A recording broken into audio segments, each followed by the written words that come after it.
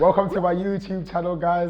My name is Benny Wonders. I'm a director, photographer, and today I'm going to share with you the story of how I overcame my stammer and how you can too. So starting off as a young child, I just remember I grew up in the hood, you know what I'm saying, like how most of us do, and I was around a lot of people who were charismatic and had a lot of energy. I was raised around a lot of people who were just like rude, you know what I'm saying. So growing up, you would hear the worst words, like someone would say you've got cheeseburger lips or a big fat nose, or you know what I'm saying? So even with me, when I was stammer, people would make jokes out of that. So eventually I became so numb to the words that I called myself stutter. But at that time, I didn't know, right? So cool.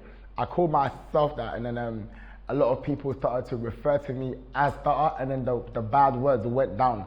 But I remember still, I was always someone, I was in my mind, I was very confident. But I think with my words and my speech, I wasn't. So when we would be on the bus coming home from school and everyone was talking and I knew I could fill in with the one joke, I would go to like talk, and then the whole bus would be silent waiting on me to talk. And I would just stutter and just ruin the whole joke, and everybody would just laugh. It never left me feeling embarrassed. I just felt like one day I'm gonna prove to these people that my voice is just as important as theirs. So I just remember time went on, and then one day I was with my boy. We was walking on Bethnal Green, which is basically somewhere in the East London region, and I remember we saw one nice girl here, and the girl had like a tattoo from like here to like here, and you know what I'm saying? It was crazy. And I remember being young and I saw her and I was nervous. So I said to my boy, I was like, yo, this girl is all you, bro. And then he was like to me, nah, like that's you, like she's looking at you. And I was like, oh, but I started sweating, like, what's it? I was like, oh, but she's not gonna like me because, you know, I stutter, so why would she want me? And then my boy looked me in the eyes. He grabbed me and he was like, yo, if she don't like you for your stutter, then she doesn't like you. So that kind of hit me because I was like, wow, like I've never thought of it in that way. So I kind of took, that gave me the extra boost, and then I approached her and was like, hey, what's up, you know what I'm saying, whatever. And I was stuttering still, but then I found out that she happened to turn around and tell me, oh, you stutter because my dad does too. And then it broke the whole ice, and I got her number, and it kind of showed me a lot of things. I think my most embarrassing time was when we was at some party. There used to be some party called Colors. And you would basically dress in like red, green, whatever color the party would say, you would all come dressed in that same color. So this was around the time when Pow first dropped. And I remember dancing with this girl in the club like the whole night, right? And the music was so loud. So I was like, what's your name? What's your name? Like, and she couldn't really hear me. So she was like, yo, I can't hear you. The music's too loud. So take my number. Now she didn't realize that in the time in which I took her actual number, I was stuttering the whole time, but she couldn't hear me because the music was loud. Now what I used to do, yeah, back in the days when I used to call a girl for the first time, because I knew my stammer was very, very, very bad, I would write down a list of questions I was gonna ask. So I would have like questions like basic stuff like, what's your name, where are you from, where's your favorite place to like eat, just because I didn't want to basically start. I remember this was the most embarrassing time of my life. This is when I just went cold hearted and said, you know what, from now on, I'm not caring. So basically, I finally got the confidence. I called this girl back. There wasn't no Instagram, there wasn't no Twitter or Facebook. Like you would just get a girl's number in it and then wait to call her. So I remember plucking the courage up in 3 days, and I called this girl, right? And the minute I called her, but this girl answered like immediately. It was like the minute I phoned, it was like, hello? So immediately it caught me off guard. And then I was like, hello? And then there was silence, yeah? And the silence was just like silent. And I was like, hello? And she was like, who's this? And I was like, I tried to explain myself in the party, but I was just stuttering and stuttering and stuttering. And then it was silent again. And then I could hear some voices in the background. It was her girls. I was on loudspeaker. her girls were like, who's that? And then I heard her say, I don't know. And then silence again. Then I heard her friend say, I lock him off, man. Then the phone went beep, beep, beep. And before the phone hung up, I heard them all laughing. There was like a gang of like 12 girls in the background, just all laughing. And my confidence for the first time was kind of brought down. I was like, wow, like these girls are really laughing at me. They don't even know what I know or what I can teach. You know what I'm saying? So I was like, you know what, yeah? That happened because of my fault, because I felt like less than. I kind of called the girl with like trying to impress her by not stuttering, but I should have just been me, you know what I'm saying? So that moment taught me I'm gonna be myself and not care. So that was a little story speaking about how the whole come up of my actual stutter, but now I'm gonna break down how I actually overcame it.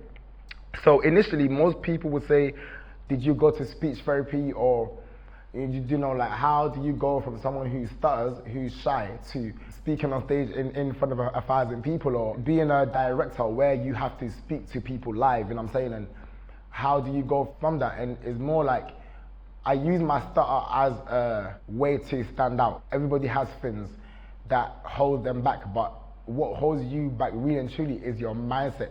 And I felt, even though I stuttered, I still had that diligence and the confidence to move forward in whatever I done. It never ever stopped me from getting indoors or approaching people. Even though I knew I was gonna stutter, I knew I still had the value. So what I used to do was, I would look myself in the mirror and I would talk to myself as if I'm a stranger. So I got used to seeing my face talking, and with that, it gave me more confidence.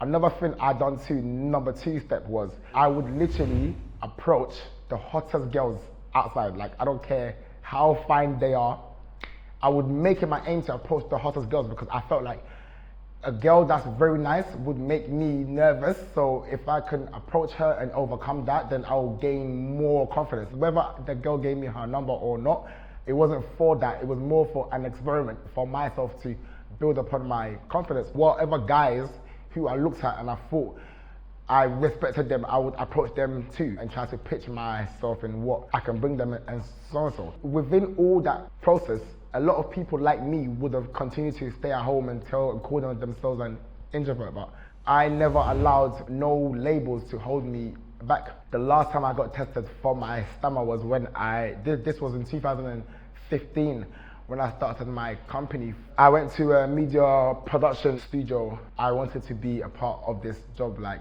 so much, you know what I'm saying? Like, this is where I wanted to actually work.